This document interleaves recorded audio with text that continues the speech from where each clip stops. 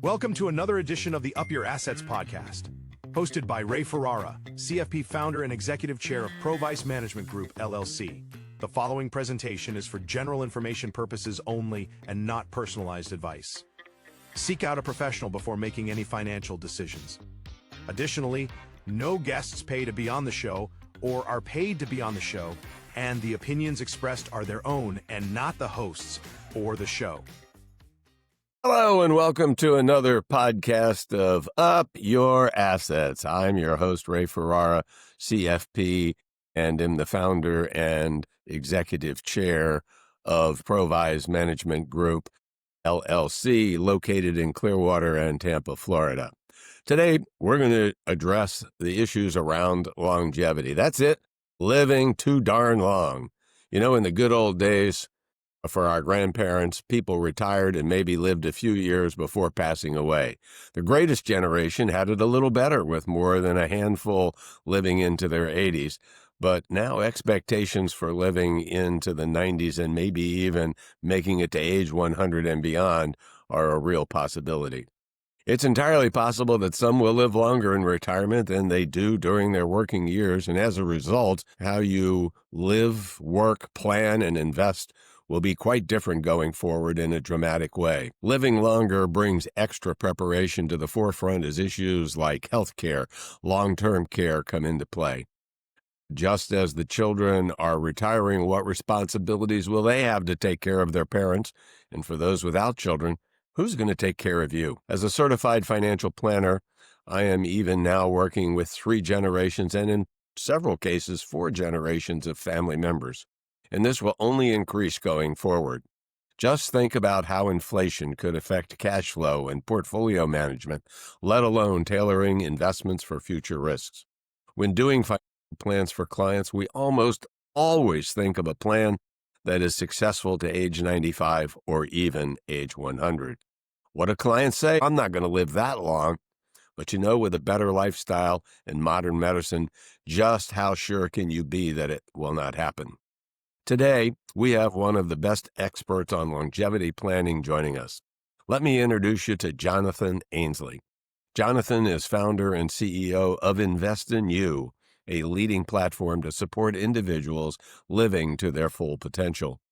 Recognized as a thought leader in the area of flourishing longevity, Jonathan was the keynote speaker for the Florida Council of Aging's 2024 annual conference.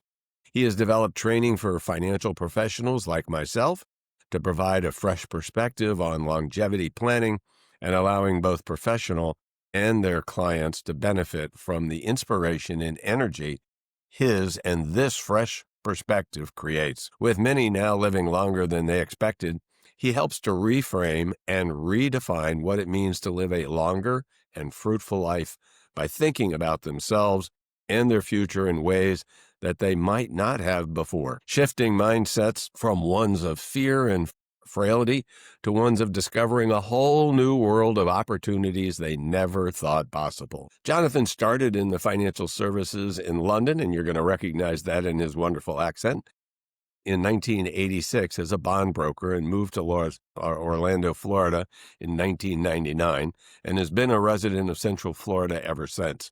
Now you know how smart he is moving from England, London, where it's cold and chilly, to good old Florida.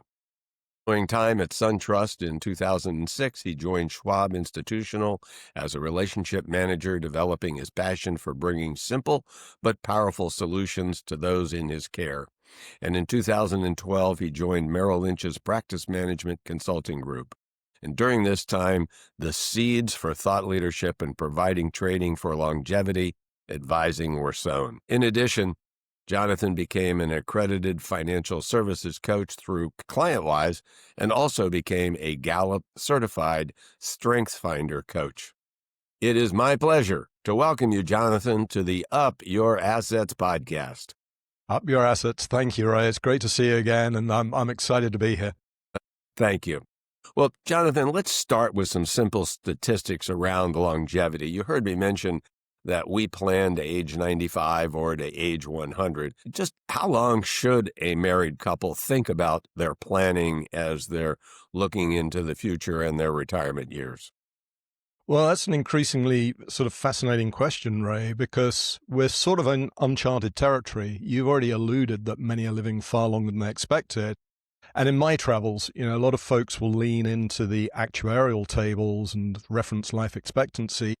But I was looking up recently, those born in 1950, when life expectancy was 67, you've got 77% of them were still alive in 2020, age 70. Wow.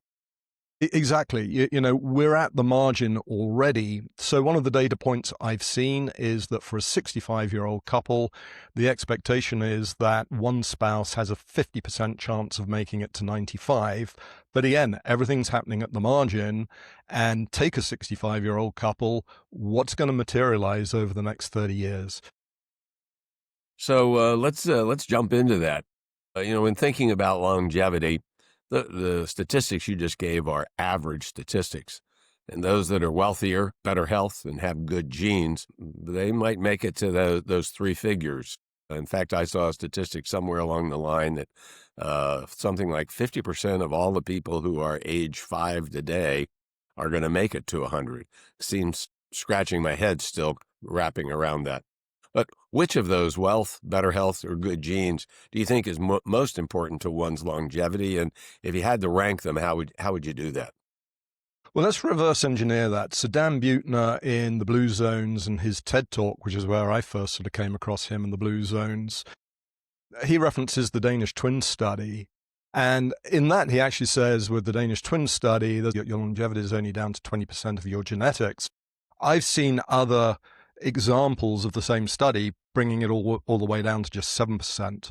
So the other 93% is down to lifestyle, and what determines our lifestyle? Ultimately, it's our mindset. So the genetics part, and again, science is on the move, so that could be impacted as well. The wealth and the health bit, you mentioned me being in the dealing room in London. We used to say there in the 80s and 90s, health is wealth. So to me, aligning the two together, I've actually made it a habit over the last 7 or 8 years of asking financial professionals what level of joy do they feel that their clients, including high net worth individuals, what level of joy do they feel they experience on a daily basis?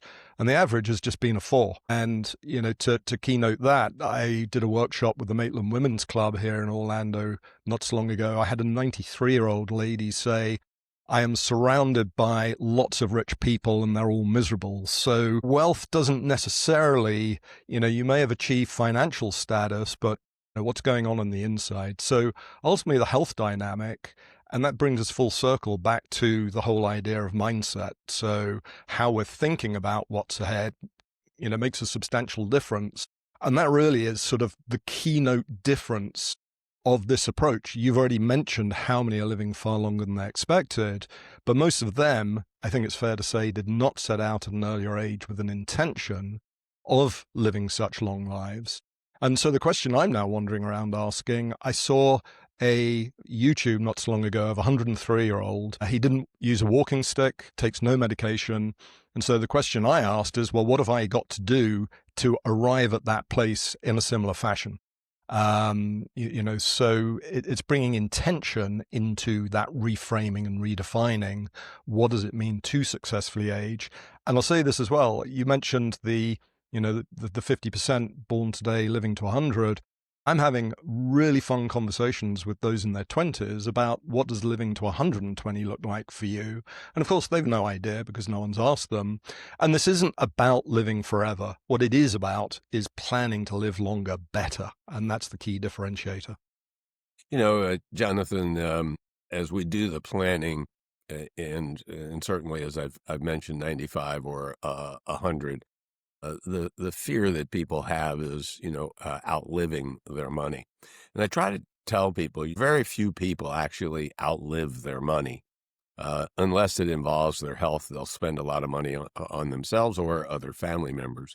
It's really more about outliving your lifestyle, because as people live longer and the money perhaps dwindle. The real question is can they maintain that lifestyle, particularly if they have their faculties about them and although may be physically in good shape for their age, certainly more limited than in their 60s than they will be in their 90s. But you speak a lot about, from a traditional point of view, trying to get both clients and financial professionals to reframe their views around aging. So what do you mean about reframing and redefining ageism, if you will? Well, if you think, the messaging that we've received, Ray, I'm 64, and for the whole of my life, we've sort of been bombarded, and the idea of 65 being some sort of a finishing line, that's been the sort of the standard thing. And essentially, if you wanted a longer retirement, the goal was to retire early because the expectation beyond 65 wasn't that great. And my keynote, I referenced Paul McCartney in the 60s singing about fear and frailty. Will you still need me? Will you still feed me when I'm 64? And yet here he is, age 82, out there doing a world... Jonathan, that is wonderful. I've never thought about the lyrics to the song and now the result. Yeah. And this is it, Ray. It's sort of out there in front of us. And that's what's so wonderful, because the initial pushback on the fear and the frailty bit, I don't want that to be me. I don't want to be old and decrepit. And again, in my travels, it's been so amazing. And I think for many of us, we don't need to look very far to have examples. So my grandmother spent nearly 30 years promising me each year would be her last because she was too old, old and frail to go on. And she made it to just shy of her 101st. My uncle here in Apopka in central Florida wired to hit the golf course at 65 and then got bored senseless playing golf 4 times a week, being sloshed by lunchtime for 25 years. And then my father, when he turned 70, he reported how life beyond 65, essentially retirement, whatever that means now, is more about time filling than moving forward with some sort of sense of purpose or fulfillment. And even my daughter, who's now 31, but when she turned 25, was lamenting she was halfway to 50. So it's the messaging we're sort of given, we then carry. But when you start pivoting it, everyone recognizes that there are far more living longer than they expected. And so when you start putting different questions out there, one of the things I now do, this pushing on the longevity envelope, and what does that really look like? And if you think about it, 20 to 60 and 60 to 100, the same time frame, 40 years, what happens if 20 to 60 is just the warm-up and the real performance of our lifetime is 60 to 100? And I've no idea what the answer to that is, but there is so much going on around longevity now. And if we raise our parameters, I have people saying you unlock a bigger view on life. The room of longevity. And, I use it in my presentations. Picture a door that's sort of slightly open, but it's dark inside. It's foreboding. You don't really know what's in it. But when you flick the light switch on, which is the longevity planning, everything changes. There is this room of magnificence in there. It's enticing. You want to go and explore it. There's far more to it than you ever realized. But then what have you got to be doing to increase your chances of enjoying it? So the idea, again, when I have people say, this makes me want to live longer better or plan to live longer better, that becomes the shift. So it's much more being open to the possibility of getting to 100 and then working back than the way most of us been wired around 65. I call it 65 plus, plus, plus. There's a lot of bias around the idea of ageism.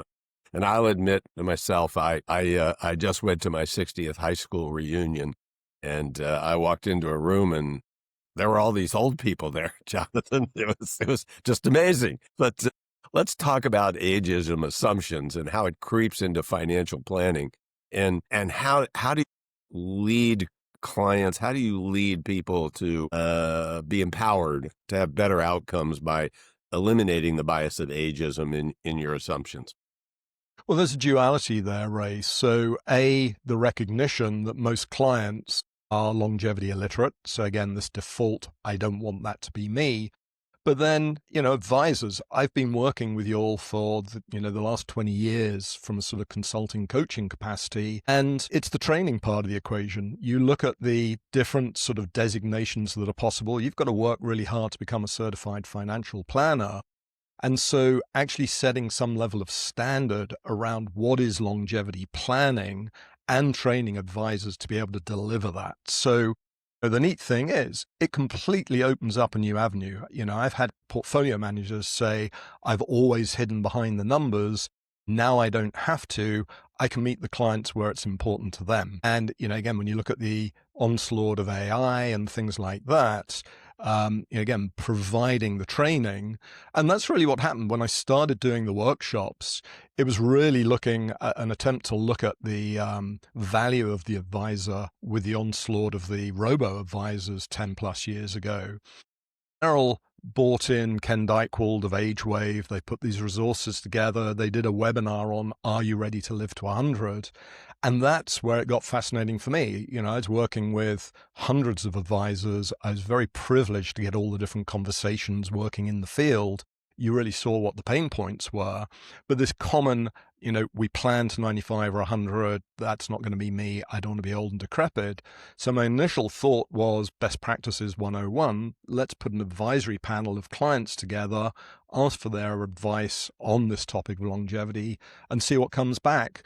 And the second one, and one of the teams said, well, would you come and do that for us? And the second one I ever did was in the Villages, which is one of the sort of top places in the country for retirement. And at the end of it, I had a 65-year-old write, this workshop shows you it's about the next 40 years. It's not just about the dollars. Well, how many 65-year-old men or women are considering what the possibilities of the next 40 years might actually be?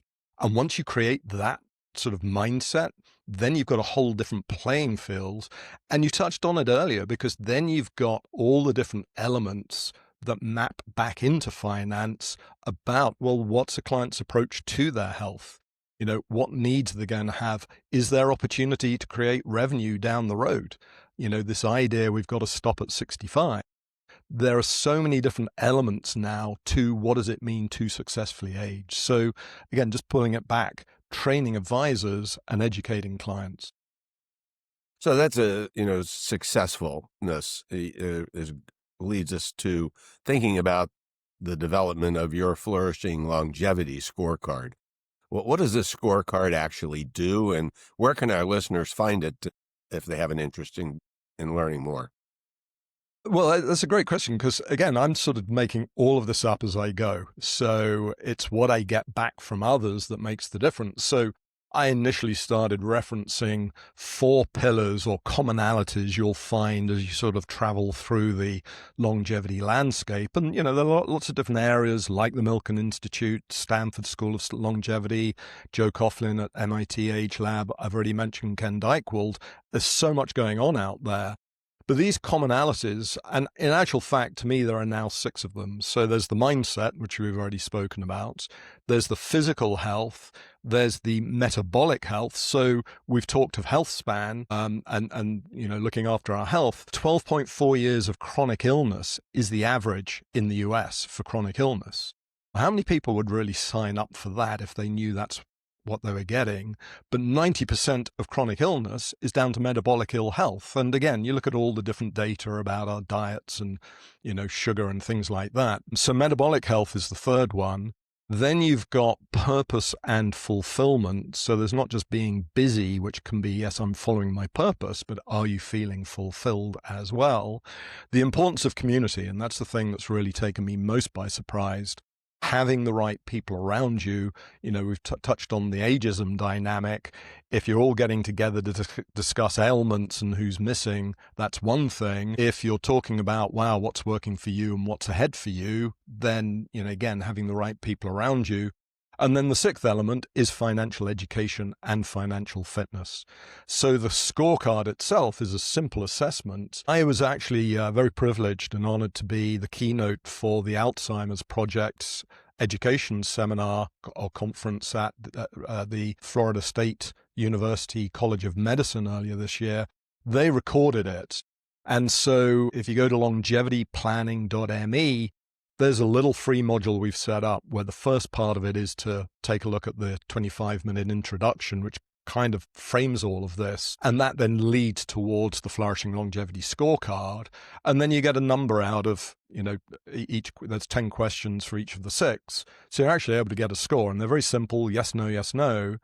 And so simplification, but there is something for you to then take a look at and say, well, okay, what do I think I would most benefit from focusing on? Wow. Well, that's longevity planning .me. Is that what you said it was? Correct. Absolutely correct. Along with that, we've got a 12 module training program for advisors. And part of this is a bit like an upgrade to, you think back 20 years ago, Nokia hand phones, Nokia had 50% of the phone market, the handheld market. And in 2007, along came iPhone. And so essentially what we're really seeing evolving here is this transition from a model of retirement centered on 65 that's nearly 100 years old, introduced in the mid-30s during, the depth of the Depression, to this upgrade to longevity planning. Yeah, again, actually providing training for advisors, and that's just been approved for the NASA AA annual, CE, 12 hours CE that many advisors have to go through. Great. So not only for clients, and for the general public, but also for professionals like myself. Yes. You talk a lot about the 3 revolutions of the future. What are these 3 elements that you talk about? How do they affect our lives? And what happens if we ignore what you see as these 3 revolutions? Well, so this leads into the workshops I've been doing. So I had a 65-year-old in Jacksonville, Florida, at the end of it, basically wrote, "Leave me alone. I don't want to be part of a medical experiment. I just want to grow old and die gracefully." Fair enough. However, the advisor I was working with, following up with the client, something had shifted. So despite that sort of pushback, and invariably it's those that push back like that, it's always fear-based. So navigating beyond it leads to the biggest breakthroughs. And in the end, the client ended up asking for me to go and present to his Rotary Club. And I only had 20 minutes, and I've always wanted to do a TED Talk. And so my mind was, well, gosh, I can't do the workshop because that's an hour. What do I do instead? So I came up with the idea of the 3 revolutions. We've already touched on the revolution of longevity, but then we've got this onslaught of technology and the question of, are you consuming or being consumed? And the idea that I'm seeing that it's going to be so disruptive, it'll be as disruptive as the shift from the agrarian feudal system 300 plus years ago to the industrial production system. So, what's the role of the human if AI is taking over more and more of the sort of the technical bit? And what's bubbling up there is the idea that knowledge is going to be the commodity because technology can do a better job at researching and programs will develop. So what are humans then going to end up doing if we're going to consume technology and not be consumed by it? And that leads to the 3rd revolution. Musk was asked, what are humans supposed to do if robots and AI are taking over production? And he said, seek fulfillment. So what does that mean? And that also ties in Andrew J. Scott, who wrote the Longevity Imperative book last year or the year before. He's a professor at the London School of Economics. And he speaks around the whole longevity imperative of redefining what it means to be human. And, after 18 months of sitting and mulling that over, I'm no closer to defining what does that mean. I mean, it's so mind-blowing, but that's the 3rd revolution. And so the revolution of relationships, especially the relationship we have with ourselves. So, that's sort of bubbling away out there and building are these 3, this idea or concept of putting everything through that lens of the 3 revolutions. Jonathan, AI, artificial intelligence, is all the age. You've touched on this a little bit. How might AI help us in our aging process, the longevity that we're talking about? How can it help us rather than consume us? Well, I think for the consumer, I mean, you got various things. I mean, number one, the knowledge about it. You don't necessarily want it to make it your best friend. I mean, ultimately, we are human beings. So in my presentation, I like to say, we are infinite beings handicapped by our limiting beliefs. So how can we use AI to support us? Well, you've got wearables, being able to better measure and monitor, our health. Other things, you've now got all, driverless taxis, I think, in Austin, Texas. So the idea that my mobility, I don't necessarily need to be dependent on me still being able to drive somewhere down the road, pun intended. You get a taxi turns up and takes you. So, the leveraging of the AI side of the equation, if you're an advisor, and I think it's important to draw the distinction here, Ray, because the push towards efficiency, there is a lot of investment being put into introducing AI. But if you look in the medical world, some of what's bubbling up there is the sort of the feedback that, the doctor isn't getting to actually spend much time with the patient anymore. And so it is all about the connection and really leveraging AI. Sure, it may take over the head connection, the thinking part, but it's the heart emotional side and developing that. So, I think aligning technology to be leveraged to, again, this third revolution of connection and relationships. Let's turn to the investments for a moment. There's a lot of emphasis on the money side of all of this. The if you will, the old model said that in your portfolio, that as you age, you should become more conservative. And the kind of that rule of thumb was you take 100 and subtract your age, and that's how much you should have in stocks. So for you, age 64, that would say your portfolio should have 36% in stocks. And me at 78 says I should only have 22% in stocks. Given this longevity issue and the concerns around the purchasing power of the dollar caused by inflation, is the traditional model outdated, and do people need to be thinking more on an individual basis rather than that rule of thumb? Yeah, it's interesting you touch on this, Ray, because, I started in fixed income in 86, and 15 and a halves of 98 was a long bond. So go find a coupon like that today. And you're right, that was the mantra behind the portfolio management. I think, again, there was a more defined finishing point in terms of 65. So this expectation, you may have 20 or 30 years beyond 65. I'm not sure many people are entertaining that as a possibility with that kind of modeling. And so I think, the whole rethink in being able to take a look at that, because the idea that we can go much longer in terms of creating revenue, I mentioned joy earlier on, just because someone may have monetary wealth or not, you may have been, if you've been in a job that hasn't really brought fulfillment, may leave you feeling like you're at the margin in terms of how much you've saved and what you've got available in your portfolio. But what happens if you keep earning something for another 20 years? I mean, again, me at 60 was in a much better place than me at 20. I've got all this lifelong experience untapped. I don't have the commitments that I used to have when I, as a parent and as a husband. So, the idea that there is a broader context that I can think about. And I saw somewhere recently that the biggest group of entrepreneurs now is the 70 to 78 bracket. Now, who came up with that, I'm not sure. But again, how can we better support those sort of initiatives to really let people off the leash more and think in those bigger terms? Because I'm not sure what the right answer is. That's why I'm not a financial professional these days, and I absolutely defer to you. But I think, again, where are the financial professionals in recalculating, well, what is the most appropriate answer? And just sort of wrapping up on this, I was at the CFA Society annual thing in 2009 as the world blew up, if we think back to that. And I was talking to an independent advisor, and he was saying it was 3 months after the S&P had hit the low of 666. And he was saying, well, we're reaching out to our clients right now, reevaluating their risk profile. Those that don't feel comfortable with the idea of the market going back to the lows, we're rebalancing them appropriately.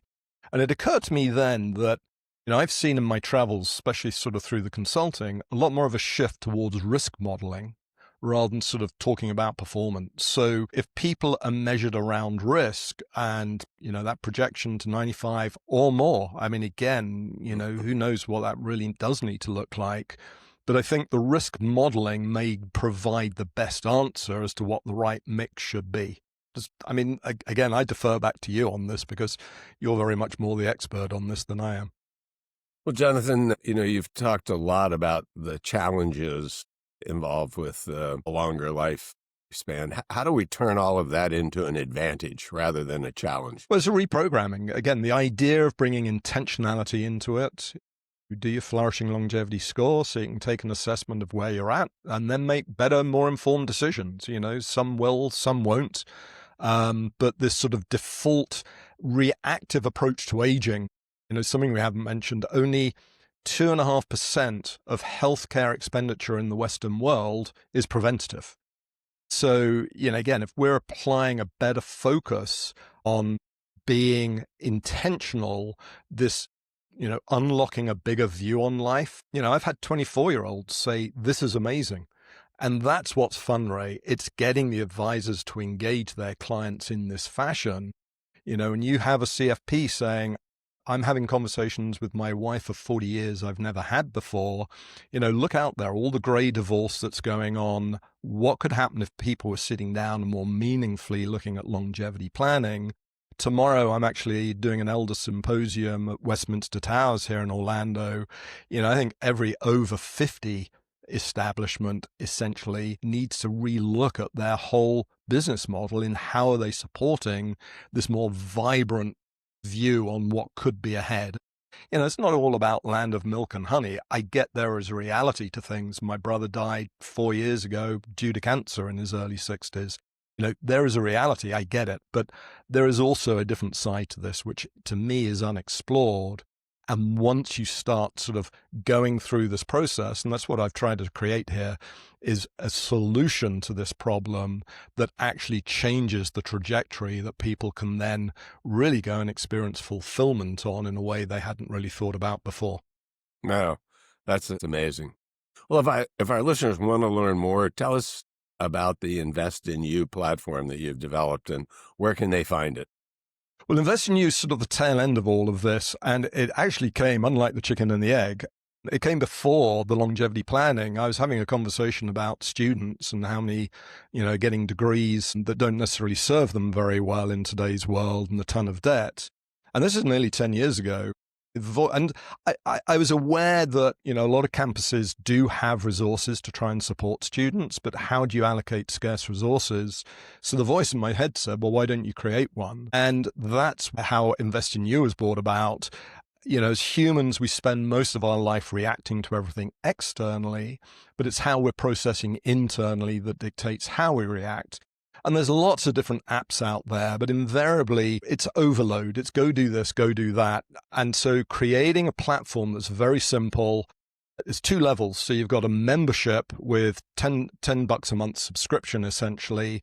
And all you're doing every month is a sort of a reflection and an intention on how do you invest in you. It's very, very simple. I have had a certified financial professional using it for a year. And he said to me, I could see all 8,000 Raymond James advisors using it with their clients. So, there's a there.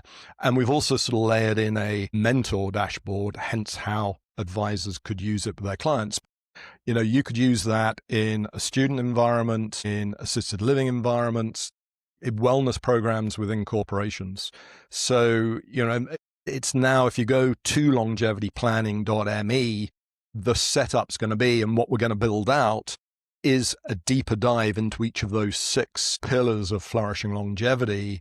And we'll sort of add stuff to that every month, one per pillar, and keep cycling it around. So building out, this whole framework around this sort of uncharted territory, but using Invest in You as the hub for it. Yeah. So as we wrap up today's podcast, Jonathan, what last words of wisdom do you have for our audience?